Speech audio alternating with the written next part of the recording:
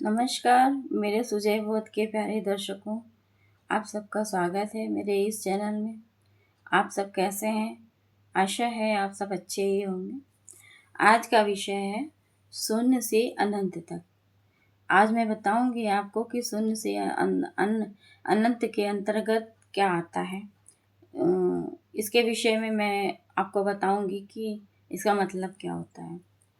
शून्य और अभाव दोनों का प्रतीक है, जबकि अनंत इनफाइनिटी उस सीमा को दर्शाता है जिसका कोई अंत नहीं है। गणित में शब्द से शुरू होकर संख्याएं असीमित विस्तार तक जाती हैं, वहीं आध्यात्म में इसे आत्मा की यात्रा माना जाता है, जहाँ शून्य अहंकार की समाप्ति है, वहीं अनंत परमात्मा से मिलन का प्रतीक है। मुख्य बिंदु शून्य वह बिंदु है जहाँ से सब आरंभ होता है और अनंत वह स्थिति है जिसे मापा नहीं जा सकता। दर्शन के अंतर्गत आता है कि शून्य का अर्थ रिक्तता नहीं बल्कि संभावनाओं का आधार है। विज्ञान ये कहता है कि ब्रह्मांड की एक सिंगुलैरिटी शून्य बिंदु से हुई जो अब अनंत तक फैल रहा है। शून्य से अनंत तक की यात्रा अहंकार से असीम चेतना के विस्तार की कहानी है। यह मार्ग स्वयं को कुछ नहीं मानकर सब कुछ अनंत हो जाने का है। आध्यात्मिक दृष्टिकोण से देखा जाए तो जब मनुष्य अपनी सांसारिक पहचान और इच्छाओं को शून्य कर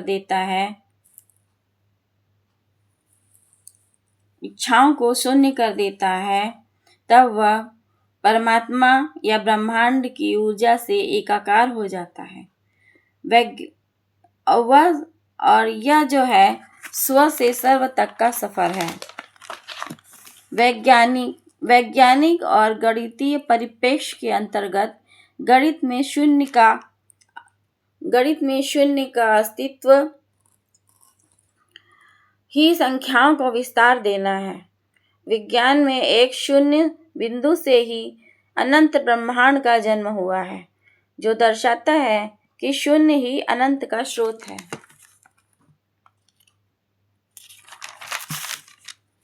मानसिक अवस्था में देखा जाए, अगर इसकी मानसिक अवस्था का परिप्रेक्ष्य पालन अगर देखा जाए तो इसका अर्थ ये होता है कि विचारहीनता की स्थिति से पूर्ण बोध की ओर ले जाती है, जहाँ व्यक्ति सीमाओं को पार कर परम शांति का अनुभव करता है।